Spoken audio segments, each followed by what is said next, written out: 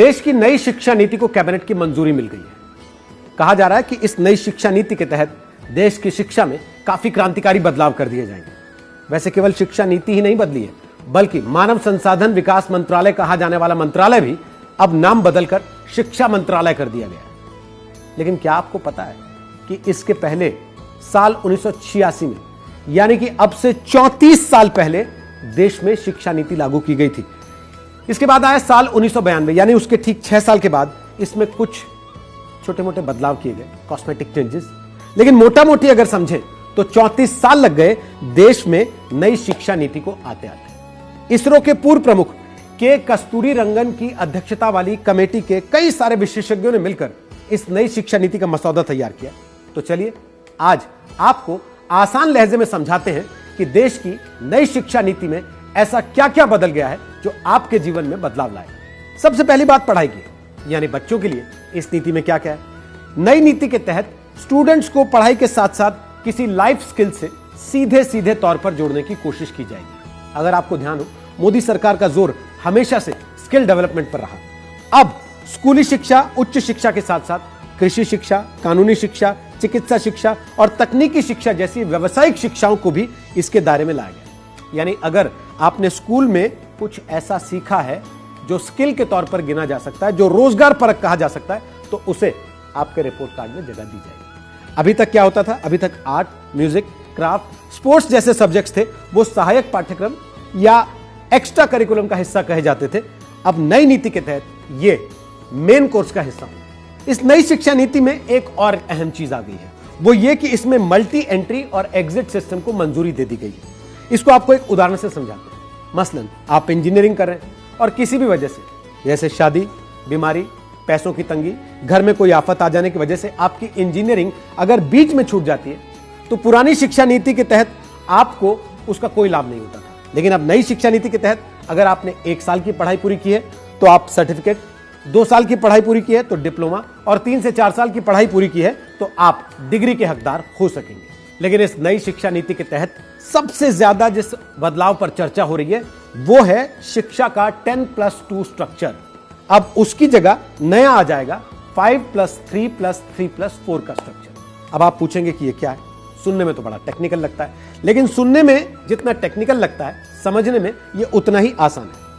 10+2 तो आप समझ ही गए होंगे कि पहले कक्षा 1 से कक्षा 10 तक, फिर जमा 1 और जमा 2। लेकिन अब इस पूरी व्यवस्था को 4 हिस्सों में बांटने की तैयारी कर ली गई है।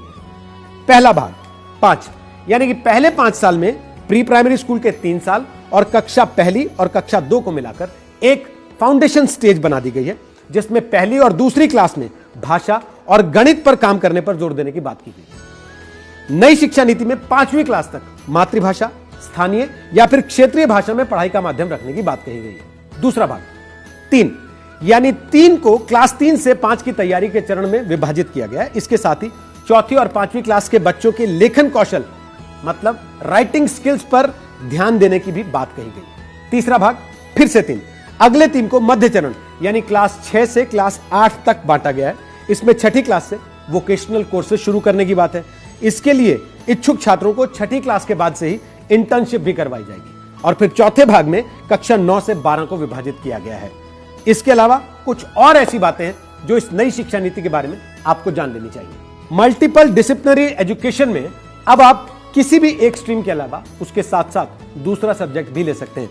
माने अगर आप इंजीनियरिंग कर रहे हैं लेकिन साथ साथ आपको म्यूजिक का भी शौक है, तो आप उस विषय को भी साथ में पढ़ सकते हैं। अब स्ट्रीम के मुताबिक सब्जेक्ट लेने पर जोर नहीं रहेगा। रिसर्च में जाने की इच्छा रखने वालों के लिए भी नई शिक्षा नीति में नई व्यवस्था की गई है।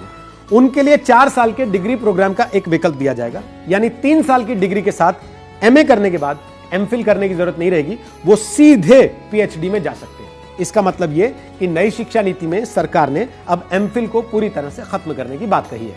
नई शिक्षा नीति में छात्रों को यह भी आजादी होगी कि अगर वो कोई कोर्स बीच में छोड़कर कोई दूसरे कोर्स में दाखिला लेना चाहते हैं तो वो कोर्स से एक खास निश्चित समय तक ब्रेक ले सकते हैं और उसके बाद दूसरा कोर्स ज्वाइन कर सकते हैं। और जैसा हमने आपको पहले बताया कि मानव संसाधन विकास मंत्रालय का नाम बदलकर अब शिक्षा मंत्रालय कर दिया गया। इसका मतलब ये कि रमेश पोखरियाल निशंक अब देश के मानव संसाधन विकास मंत्री नहीं बल्कि देश के शिक्षा मंत्री कहे जाएंगे। इन सारे बदलावों के अलावा भी कुछ और बदलाव हैं जो इस नई शिक्षा नीति में किए गए। जैसे राष्ट्रीय परीक्षा एजेंसी द्वारा उच्च शिक्षा संस्थानों में एडमिशन के लिए कॉमन एंट्रेंस एग्जाम का ऑफर दिया जाएगा और साथ ही सिलेबस में भारतीय ज्ञान पद्धतियों को शामिल करने के लिए राष्ट्रीय शिक्षा आयोग का गठन करने और प्राइवेट स्कूलों को मनमाने तरीके से फीस बढ़ाने से रोकने की सिफारिशें भी की गई और इस नई नीति के तहत सरकार ने कुछ लक्ष्य भी निर्धारित किए। कहा गया है कि कुल जीडीपी का 6% हिस्सा शिक्षा पर खर्च होगा, जो अब तक 4.43% हुआ करता था। साल 2030 तक एजुकेशन फॉर ऑल का लक्ष्य निर्धारित किया गया, जिसके लिए एनरोलमेंट को 100% तक ले जाने का लक्ष्य है। तो ये है देश की नई शिक्षा नीति की कुछ खास बातें। तो जैसा निदा फाजली साहब ने कहा है ना, धूप में निकलो, घटाओं में नहाकर देखो, जिंदगी क्या है किताबों को हटाकर देखो। लब्बोलू अब यह है कि सरकार अब किताबों के साथ साथ शिक्षा नीति में जिंदगी का फलसफा पढ़ाने की भी तैयारी कर रही है।